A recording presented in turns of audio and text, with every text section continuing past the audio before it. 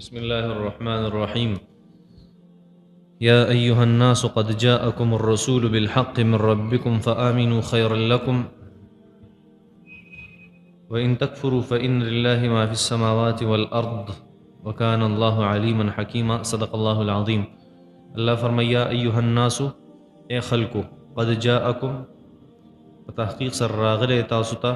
الرسول پیغمبر صلی الله علیه وسلم بالحق په حق سره من ربکم ستاسو د رب د طرفنا فآمنو پس تاسو ایمان راوړئ خیر لکم دا ایمان بستاسو د پاره بهتر شي وان تکفروا که تاسو انکار وکړو فإن پس بشکل الله خاص د الله د پاره ما هغه سدي فی السماوات چې په اسمانونو کې دي والارض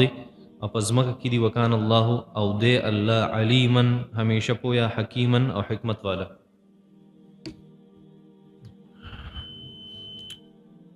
الله جل شانو فرمای اے خلکو پیغمبر صلی الله علیه وسلم درغله دي په یو حق سره اګه په تاسو ایمان راوړو دا تاسو د پاره ډیره بهتري اګه تاسو ته انکار وکړو الله جل شانو د چا محتاج نه دی الله پویم دی حکمت والم. مخکې تذکره د يهوديانو وشوه د يهوديانو چې کوم غلط عقاید او د عیسایانو چې کوم عقیدې او غم الله جل شانه بیان کړو د يهوديانو چې کوم عقیدې او غم الله جل شانه بیان کړ د منافقانو تذکره مشوه. اوس په شریک دی ټول انسانیت ته الله جل شانه یو پیغام ورکړي یو دعوت ورکړي ا دعوت ته خبري چې اے خلکو تاسو ته پیغمبر راغلی دی او د پیغمبر سره قرآن مجید دی پیغمبر راغلی دی او د پیغمبر سره نبوت دی پیغمبر راغلی دی او پیغمبر هغه رحمت ته تاسو لپاره نو اوس په دغه پیغمبر باندې اعتماد وکړئ او د پیغمبر چې سوي د خبرې ومنئ او که تاسو کوي اون منئ نه الله جل شانو فرمایي تاسو ته زما څه ضرورت نشته هیڅ ضرورت نشته الله جل شانو نو دا یو دعوت عامه ده دعوت عام دعوت ته ټول خلکو ته چې دین اسلام قبول کړي. یا ایها الناس اے خلکو قد جاءکم په تحقیق سره راغلی تاسو ته الرسول پیغمبر صلی الله علیه وسلم بالحق په حق سره من ربکم تاسو رب د طرفنا بالحق ای بالقرآن دا په حق سره راغلی مطلب حق ځان سره راوړی هغه څه شی دی حق قرآن دی بالحق ای بالقرآن نبی علیہ السلام تاسو ته راغلی دی په حق سره یعنی څه مطلب دی نبی علیہ السلام تاسو ته راغلی په قرآن سره قرآن ځان سره راوړی او یا د حق مطلب دا دی چې بالحق ای بالدعوت الى عبادت الله عز وجل الله جل شانو نبی علیہ السلام را لېږلی دی او د دې خبرې دعوت د دې خبرې د دعوت سره را لېږلی چې ته به د دعوت چلی چې الله جل شانو د هغه عبادت کوي او ما سوا د هغه نه څونه عبادتونه دي هغه ټول پرېږدئ تاسو. نو قد جاءکم الرسول بېشکه راغلی دی پیغمبر بالحق په حق سره یعنی په حق دعوت سره من ربکم ستاسو د رب د طرفنا نو فآمنوا خیرا لکم فآمنوا پس تاسو ایمان راوړئ اوس په دې باندې فآمنوا یکن الایمان خیرا لکم فآمنوا تاسو ایمان راوړئ نو یکن الایمان شب ایمان خیر لکم ستاسو دپاره بهتر دا تاسو دپاره د ټولو نه زیاته بهتر چې تاسو اعتماد وکړئ په دې پیغمبر باندې ایمان پرې راوړئ او د سره چې څه دي په هغې ایمان راوړئ او دی چې څه وایي په هغې ایمان راوړئ. وان تکفروا الله جل شانو فرمایي که نه منئ چېرته انکار کوئ که انکار کوي چېرته کفر انکار نو فإن پس بېشکه لله ما فی السماوات والارض دا الله جل شانه دپاره هغه څه دي چې په ځمکه اسمانونو کې دي. د دې څه مطلب دی که تاسو نه منئ الله فرمایي دا هر څه زما دي د دې یو مطلب دا دی چې الله جل شانو فرمایي چې زه ستاسو محتاج نه یم که تاسو نه کوئ زما عبادت مه کوئ که تاسو زما خبره نه منئ مه منئ که نه زه خو څه محتاج نه یم ستاسو چې په ځمکه اسمانونو کې دا هر څیز دا زما دی الله جل شانه فرمایي ستاسو ایمان ته زما څه ضرورت شته نشته ځمکه اسمانونه ټول مخلوقات زما دي هېڅ ضرورت نشته تاسو. یو تفسیر دا دی یو تفسیر دا دی فإن لله ما فی السماوات وما فی الارض چې الله جل شانه فرمایي چې تاسو زما عبادت نه کوئ که نه نو په کائنات کې چې دا هر څه دا ټول زما عبادت کوي اگر چې تاسو په عبادت باندې نه پوهېږئ وان من شیء الا یسبح بحمده په کائنات کې الله فرمایي داسې یو څیز نشته خو زما تسبیح بیانوي که ګټه ده د هغې تسبیح او عبادت دا دی چې په ځای پرته ده بس د هغې د سکون نه دی دا په ځای چې پرته ده انرست ده دا بس د هغې عبادت که ونې دي او بوټي دي نو هغه همیشه په قیام باندې دي که شجر دي اشجار نو هغه په قیام باندې او که نجم دي نو هغه په سجده باندې النجم والشجر یسجدان الشجر ونې هم سجده کوي النجم نجم هغې بوټي ته وایي چې په ځمکه خورېږي النجم خورېدونکي بوټي والشجر او ادریدونکي بوټي یسجدان دا دواړه سجدې کوي الله جل شانه دا دواړه عبادت کوي د الله جل شانه ګورې نه هغه ځناور چې هغه په څلورو خپو باندې ګرځي هغه همیشه د رکوع په حالت کې ګورې نه انسان ته هغه کله د قیام په حالت کې کله د رکوع په حالت کې کله سجدې په حالت کې ټول مخلوقات د الله جل شانه تسبیح بیانې ګورې نه کائنات ته نور د الله جل شانو تسبیح بیانې سحر د الله په حکم راخیږي او ماسوتن د الله جل شانو په حکم مانډوبېږي سپوږمۍ ته ګورې نه په خپل ټایم راخیږي او په خپل مدار کې د هغې نه یو مایکرو سیکنډ نه مخکې کېدی شي نه وروسته کېدی شي للشمس ينبغي لها ان تدرك القمر ولليل سابق النهار وكل في فلك يسبحون الله جل شانو فرمایي که شپه ده که ورځ ده که نور دی که سپوږمۍ ده که تمام سیاري دي دا په خپل آربټ کې په خپل مدار کې دا چکر وایي او دا د یو بل نه یو مایکرو سیکنډ نشي مخکې کېدی شپه د ورځې نه مخکې نشي راتلی ورځ د شپې نه مخکې وروسته کېدی نشي د یو بل نه الله جل شانو فرمایي دا زما نظام دی زما حکم دی بس دی چې زما دا حکم مني دا زما عبادت دی الله جل شانو فرمایي که تاسو زما عبادت نه کوئ نو فإن لله ما فی السماوات وما فی الارض په ځمکه اسمانونو کې چې څه دي او ټول د الله عبادت کوي ستاسو دې ته ضرورت هم نشته دا چې کوم ځای کې بیت الله شریف دی که نه بیت الله شریف دا کعبه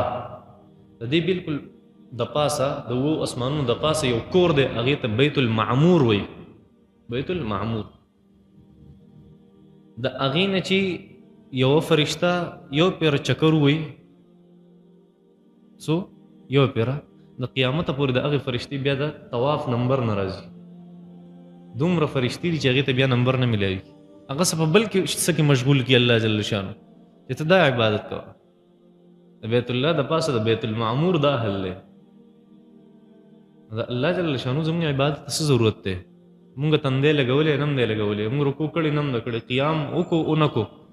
دا خو ستا د فایده ده الله جل شانو فرمایي فإن لله ما فی السماوات که زما عبادت کې الله فرمایي بهتره ده ستا دپاره که نه کې ضرورت نشته الله جل شانو فرمایي دویم مطلب دا دی یا دریم مطلب دا دی فإن لله ما فی السماوات وما فی الارض که په ما ایمان راوړی او زما په دې پیغمبر ایمان راوړی که را نه وړی نو دا ځمکه اسمانونو دا کائنات ټول زما دي الله فرمایي ګورې زه په دې باندې قدرت لرم چې تاله عذاب درکم ځکه دا هر څه زما په حکم چلیږي فإن لله بشکل الله دپاره ما هغه څه دي فی السماوات چې په اسمانونو کې دي والارض او په ځمکه کې دي وکان الله دی الله علیما حکیما علیما پویا حکیما حکمت والا څه مطلب دی الله جل شانو داسې بې ځایه چاله عذابونه نه ورکوي چې خلک یې نافرماني کوي الله جل شانو ته ګوره بیا ورته څه نه وایي الله فرمایي دومره طاقت مې دی بیا هم ورته څه نه وایي الله فرمایي زه علیم یم او حکیم پوه یم او حکمت والی یم زه د توبې انتظار کوم را واپس بشي خیر یو حدیث شریف کې راځي چې الله جل شانو فرمایي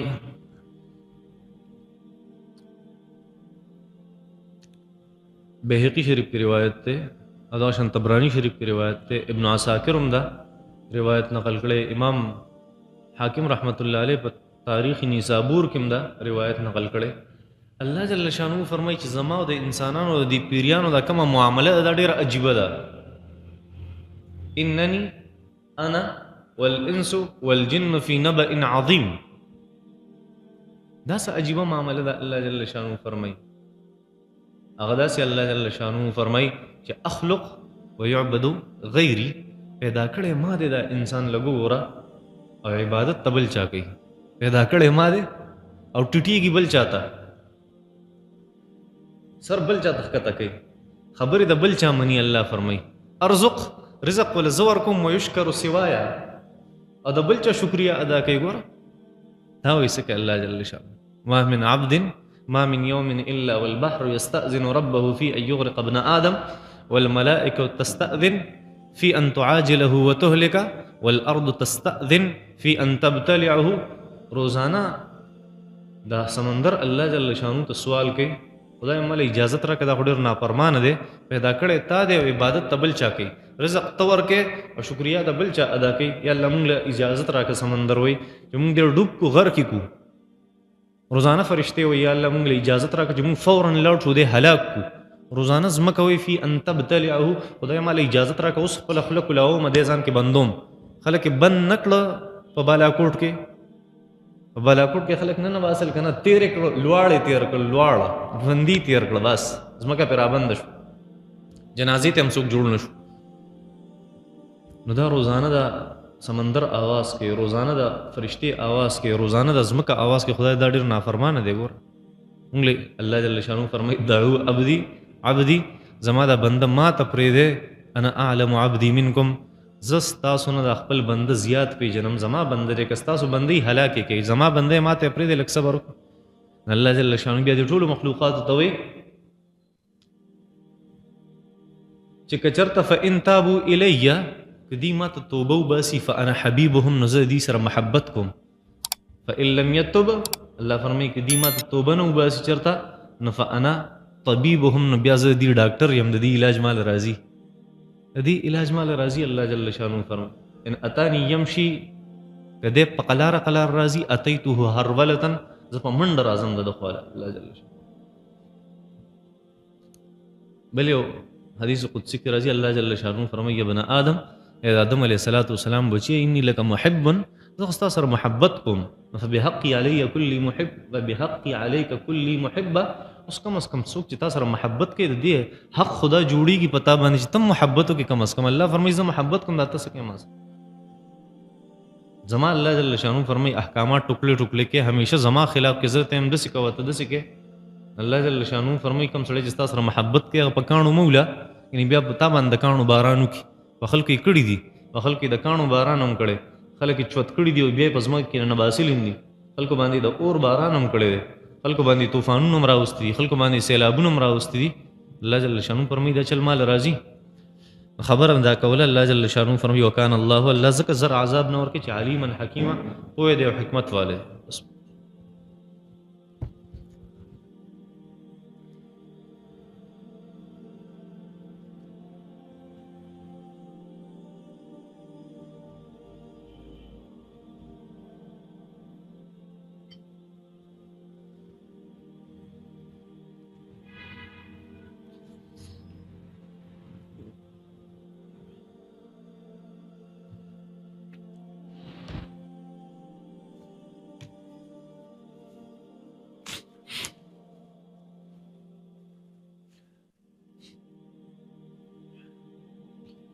د ماشومان لاټریان خرڅول څنګه دي جایز دي که ناجایز دي ناجایز دي ها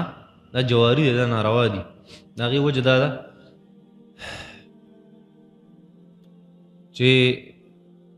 کچرته په دغه لاټری کې سسي زرو خيږي نو اکثر کم قیمت والی په هغه باندې هغه رضا نه دا هغه د مال لکم چې سیوای په دې کې ولګي نو هغه په هغه باندې رضا خو نه چې زما د سیوای مال دی د سیلاټ کمزور شي او کا چرته سپک راونه خيږي نو دا هغه مال مکمل ضایع شو دا د مسلمان مال خړل دي او په ناجایز طریقه باندې الله جل شانو قران کې فرمای چې ایمان والو لا تاكلوا اموالكم بينكم بالباطل په ناجایز طریقه دی او بل مالونه مخري ښا نو ته خرڅوم بیا به ماشومان نه اخلي ینه ته ګونانګاری ښا ماشومان دی خو نه ګونانګاری نابالغ دي نابالغ باندې ګنا نه ته ګونانګاری کې چې خرڅه او داسې موقع دی وته او فراهم کړی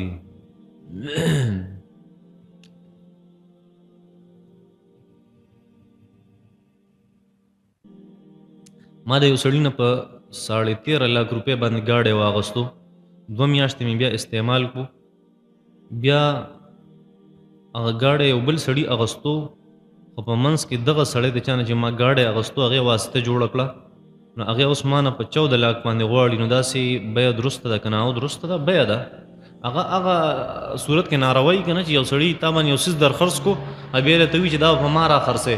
په دې شرط په نو دلته شرط نشته تا ځان له ګاډی واغستو 2 میاشتې د استعمال کو اوس ته په بل سړي خرڅې خو صرف منځ کې هغه واسطه ده هغې الستانه د هغه دپاره نو خیر څه نقصان د سکول د ماشومانو نه فاین اغستل، جرمانه اغستل او بیا هغه استعمالول جایز دي که ناجایز؟ بالکل حرام دي او ناروا دي. ماشومان نه به جرمانې نه الی ښه، او که الی د هغې د جواز صورت دا دی چې بیا به دغې ماشومانو چې کم انعامونه پرایزز په هغې کې لګولی شي، یا د ماشومانو د استعمال نور څیزونه یې هغه وله پې والي. لکه دلته مونږ فرض که فاین والو که نه، او بیا پې د هغې دپاره قرآنونه والو، یا د هغې دپاره پې ډسکونه والو چې هغې ته پراته وي، هغې سبقونه وایي، نو داسې ټیک ده. یا که سکول کې د هغې دپاره د استعمال یو څیز پې واخیستی شي، نو هېڅ نقصان نشته. نور خپل استعمال لپاره یا داسې استعمال چې د هغې استعمال نه دا ناروا دي. ښه صدام وایي چې مونږ یې په سکول کې ډېرې اخیستي. علامه ابن کثیر دمشقي رحمت الله علیه چې کوم تفسیر دی د هغې د اردو ترجمه زه ګورم، په هغې کې د سورت جمعې په لاست کې یعنې په آخر کې د نبی کریم صلی الله علیه وسلم او صحابه تذکره راغلی، او دا پکې و چې نبی علیه الصلاۃ والسلام د جمعې خطبه به د مانځه نه، د جمعې 2 خطبې به د مانځه نه پس وي.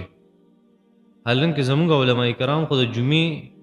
د مانځه نه مخکې خطبې وایي، د نبي علیه السلام په شان ولې نه کوي؟ تا هلته مثلا نیمګړې لیدلې که نه، هلته پوره عبارت وګوره، پوره عبارت داسې نه دی. قصه داسې وه چې نبي علیه الصلاۃ والسلام مبارک هلته یې لیکلي دي چې نبي علیه السلام به په ابتدا کې داسې کول چې خطبې دا 2 چې وي د مانځه، نو دا به د مونځ نه پس وي. دا په سټارټ کې داسې وو. نبي علیه السلام چې هجرت وکړو که نه، ابتداءً به شروع کې مونځ به داسې وو چې جمعې مونځ به وشو، هغې پسې به 2 خطبې وي، تقریر به وروسته و، او مونځ به مخکې و، لکه څنګه چې په اخترونو کې اوس هم کېږي، دا یو شان. بیا طریقه بدله شو، نبي علیه الصلاۃ والسلام به تقریر اول کو، وروسته به بیا مونځ کو. نو هلته مسله دا ده چې نبي علیه الصلاۃ والسلام دا آیت مبارکه و اذا رأوا تجارة او لهوا انفضوا الیها وترکوک قائما. دا آیت نازل شو چې صحابه کرام ناسو او د جمعې مونځ شوی و، نه پوهېده په سټارټ کې د جمعې مونځ ړومبې ړومبې، او خطبه وروسته وه، تقریر وروسته و، نبي علیه السلام تقریر کو، مونځ شوی و. نو بار د دحیه نومې سړي د هغه قافله راله تجارتي، او مسلمانان ډېر تکلیف کې په دغه ورځو باندې. نو هلته ډول بجاو شو، ډول یو سړی راننوته جومات ته، دا ډول به دې دپاره و چې اعلان یې کو، اعلان چې تجارتي قافله راله. یو سړی راغی، هغه اعلان وکړو په جومات کې چې یاره د دحیه نومې سړي چې کومه تجارتي قافله ده هغه راورسېده. نو صحابه کرام ټول ایسته د هغه نبي علیه السلام د تقریر نه وتښتېده، او نبي علیه السلام یې په ځای وترکوک قائمه، ای نبي علیه الصلاۃ والسلام و اذا رأوا، هر کله چې صحابه کرام ویني تجارتا د تجارت سامان، او لهوا یا ډول، لهو لعب، نو انفضوا الیها هغې طرف ته ستانه لاړ شي، وترکوک قائمه، او تا په منبر باندې دقه شانتې په ولاړه پورې دي. نبي علیه السلام ولاړو، خطبې وي، صرف 12 صحابه کرام ناسو په هغې وخت کې، او په هغې کې ابوبکر صدیق، عمر فاروق رضی الله عنهما 12 صحابه کرام پاتې شو، نو ټولو تښتېدل. دا واقعه وه. الله جل شانه وفرمیل چې داسې بیا مه کوئ، ځکه نه پوهېده، ابتدا وه، تجارت پسې لاړه، په هغې څیز پسې لاړه. قل ما عند الله خیر من اللهو ومن التجاره. الله فرمایي دي صحابه کرامو ته ووایه چې د الله جل شانه سره چې څه دي که نه، دا ستاسو د تجارت نه د ډولونو نه ډېر زیات بهتر دي. صحابه کرام بیا پوه شو. دا په ابتدا د اسلام کې داسې و چې نبي علیه الصلاۃ والسلام به د جمعې په ورځ هم خطبې وروسته وي، او مونځ به یې مخکې کو. بیا وروسته قصه بدله شوه، او هلته هم دغه شانتي لیکلي په تفسیر ابن کثیر کې. خو تا هغه یو لفظ نه دی لیدلی چې په شروع کې به داسې کېده، هلته یې لیکلي شروع میں ایسا ہوتا تھا، خو تا هغه نه دی لیدلي. ښه داسې پوره عبارت کله نه کله غلط فهمي کېږي، که انسان عبارت باندې صحیح پوه نه شي، هر چا نه کېږي داسې. خیر ما د چا نه اورېدلي چې د هر انسان په ذمه باندې د هغه په زندګۍ کې دا چې 9 مړي به لمبوي. آیا دا رښتیا دي؟ هغه ته وایي ته یې لمبوه که نه، دا کار ته کوه. داسې فضول خبره ده. دونه خبره ده چې یو مسلمان وفات شي او څوک یې نو په نورو مسلمانانو باندې دا ضروري دی چې بیا د هغه تکفین او تجهیز او د هغه کارو کې صحیح ده. نور په چا باندې دا فرض نه دي چې هر انسان باندې فرض عین نه دي چې هر انسان به 9 مړي لمبوي. اگه څوک داسې وایي هغه ته وایي ته یې لمبوه. ښه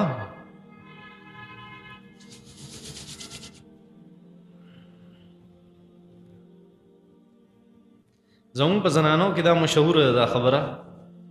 چې د کومې زنانه په خېټه کې بچی نو هغه به د نور تندر نه د نور د تندر نه او د سپوږمۍ د تندر نه خپل ځان ساتي. او دغه شان چې د کمې زنانه په خېټه کې ماشوم وي نو هغه به د اور خواته هم نه نږدې کېږي. شریعت په دې باره کې څه وایي؟ شریعت په دې باره کې دا وایي چې دا ټولې منګړت قصې دي، د هېڅ حیثیت نشته. میډیکل هم دا وایي، میډیکل ساینس هم دا وایي چې د سترګو نه علاوه د دې څه هېڅ غلط اثر نشته د نور د تندر او د سپوږمۍ د تندر د انسان په جسم باندې. صحیح ده. او دا دویمه خبره چې کړې دا خو بالکل څه فضول خبره ماته ښکاري. یو زنانه د په خېټه کې بچی دی نو هغه به د اور خواله نه ورځي، نو هغه به ګرمېږي څنګه؟ په دغې حالاتو کې خو ګرمایش پکاري، نه داسې نه وي چې دا ټولې د ښځو خبرې دي فضول. ښه که د رکعتونو په منځ کې چې کوم ترتیب دی دا مخکې وروسته شي لمونځو سره کېږي که نه کېږي؟ ګوره د رکعتونو په منځ کې چې دا کوم ترتیب دی که نه، اول ډک او بیا تش، که دا چېرته مخکې وروسته شو که نه نو دا ترتیب د دې واجب دی، او واجب چې پاتې شي بیا به سجده سهو کوي. ښه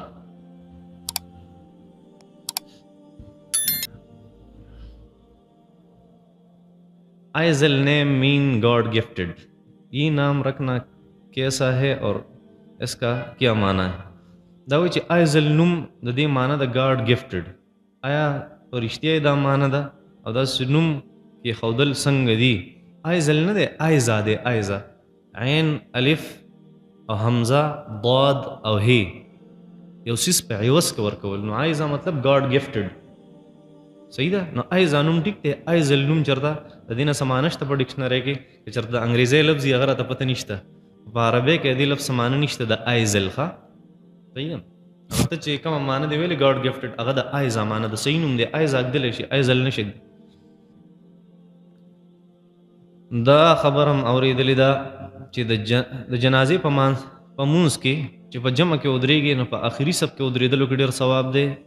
او عام منځونو کې په مخکې صف کې ودرېدلو کې ډېر ثواب. دا خبره ټیک ده، بالکل ټیک ده. د هغې وجه دا ده چې په جنازه کې دا جنازه یو سفارش دی، سفارش دی، نو په دې کې انسان له وروسته ودرېدل پکار دي. مطلب دا دی چې زه قابل د سفارش نه یم یا الله، نو ځکه په هغې کې ډېر ثواب دی چې وروسته انسان ودرېږي. دا مطلب نه دی چې مخکې صفونه خالي او دی به شاته ولاړ، دا مطلب نه دی. پوهېږي په دې باندې؟ او دې مطلب دا دی که ته وروسته پاتې شو نو دا ستا لپاره بهتره خبره ده، شاته ودرېږي. زورونه مه کوه چې مخکې. اصل کې دا د دې وجه دا ده که نه چې د مسلمان شان دا دی چې دی مخکې صف ته زور کوي همیشه. ځکه حدیث شریف کې راځي چې په مخکې صف باندې رحمتونه ورېږي، نو دی مخکې زور کوي. نو دا چې فقهای کرامو ذکر کړی چې په جنازه کې په وروسته کې ثواب دی، د هغې وجه دا ده که مخکې صف پاتې شو نو بیا په وروسته کې ثواب دی، خیر دی بیا وروسته ودرېږه، ځکه چې دا ځان د سفارش قابل انسان نه ګڼي چې زه دونه چوت سړی نه یم چې سفارش وکړم. یار د دې د وجې جي او دا پخوا د خلکو زورونه کول که نه، دا هم یو خبره وه. زورونه بیا د دې لپاره کول چې مخکې خو اسقاتي او صابون تقسیمیږي او جانماز تقسیمیږي او پیسې تقسیمیږي. اوس هم بعضو جنازو کې هغه خلکو ته به هم خیال کړي مخکې زور کوي چې د مالدار سړي جنازي سړی مخکې زور کوي، نوی لوټ پکې میلاویږي، دا خلک زور کوي. دا هم یو خبره دغه انسان بچي. ښه مشرکینو چې به کله خانه کعبې نه طواف کوو نو کومه تلبیه به وي؟ مونږ خو لبیک اللهم لبیک وایو، هغوی به کومه تلبیه وي؟ دا خو پوره قصه ده یار. ګوره د هغې خپل یو نظم و، هغه به وي. هغه نظم د هغې دا و که نه چې لبیک اللهم لبیک یا هبل، هبل لبیک اللهم هبل. هبل د هغې د بوت نوم و، هبل د هغې د بوت نوم. دا به دا هغه بوت و چې 360 بوتانو کې یو دام چې په خانه کعبه کې دننه پروت و. دا لومبی د نبي علیه صلات وسلام په نیکونو کې خزیمه بن مدرکه، کوم چې د بني کنانه مشر و، خزیمه بن مدرکه دا د مضر د خاندان یو سړی و، هغه دا بوت راوړی و په خانه کعبه کې نصب کړی و. دا په 360 بوتانو کې یو بوت و، د دې لاسونه نه و، نو بیا وله قریشو د سرو زرو لاسونه جوړ کړي. نو دا هغه بوت و، دې هبل نوم و، هبل. نو دوی به دې عبادت کوو. د یمن نه چې به کوم خلک راغله که نه، د عک قبیلې سره د هغې تعلق و. د کومې قبیلې سره؟ د عک. نو هغې به عک کول، عک چې مونږ عک قبیلې والا هغه حاضر شوي یو او ستا نن د رحمت امید دی، هغه بوت ته به وي او داسې به وي چې الحمد لک والشکر لک والکل لک. د حمدونه او ټول ثنا صفت هغه ستا دپاره دي. اللهم یا هبل دا اوازونه به کول، هغې به داسې وي. نو یو د طواف په دوران کې به هغې دا اوازونه کول هغه بت ته، او دویمه هغې به یو بل کار کو چې هغه سوره انفال کې الله جل شانو د هغې تذکره کړې مشرکین مکه و چې هغې به وما کان صلاتهم عند البیت الا مکاء وتصدیه، چې دا کافر مونځ نه کوي، عبادت نه کوي په خانه کعبه کې مګر مکاء وتصدیه، دی شپیلي وي او پړقې وي. شپیلي وي او پړقې وي دا د مشرکانو کار و. دیو په خانه کعبه کې پړقې ولې او شپیلي به وایي. نه کوم خلک چې شپیلي او پړقې وي دي لږ سوچ وکړي چې دا مونځ څه کوو. صحیح ده؟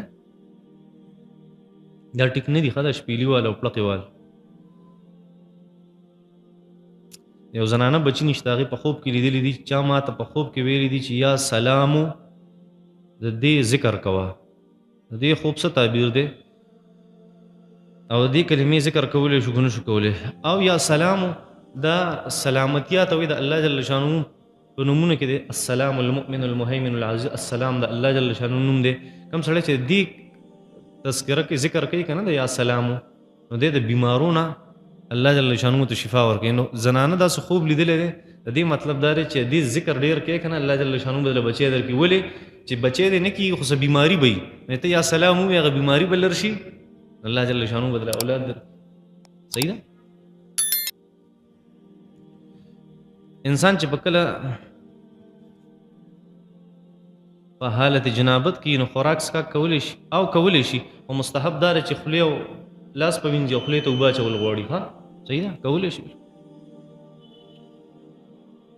د هوا د خارجېدو نه پس په استنجا کو که نه به کو؟ تا کم غشي اشتري چې استنجا کیله نه کله چې انسان نه باد لاړ شي په دې باندې بیا دغه ګوره استنجا خلک هله کوي چې ګندګي په انسان پورې اسې داسې یو منټ لبن کې لطیفه راته نو ته ورتل نه پکار. استنجا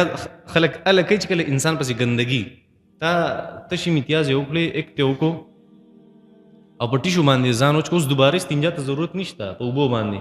ښه خبره ده چې وکړې، خو اوس دونه په یخ اوبو باندې استنجا کوي بیا ټول رچېږي. مستحب د په اوبو باندې استنجا کول مستحب دي، ثواب به پرې میلاو شي. اوس ثواب دپاره ته ځان په تکلیف کې اچې پوهېږي، او بیا به دې مونځ ته هم زړه نه کېږي دونه یخني د سړي وشي. داسې نه وي پکار ښه چې انسان پسې ګندګي نه وي، نه دله استنجا نه دي کول پکار په اوبو باندې. یو رکات مې د امام سره وکړو او 3 رکات ران پاتې شوي. د دې 3 رکاتو د ادا کولو ترتیب به څنګه وي؟ ترتیب به دی چې یو رکات د امام سره وکړو 3 دنه پاتې شو، اوس ته مسبوق په دې 3 رکاتونو کې.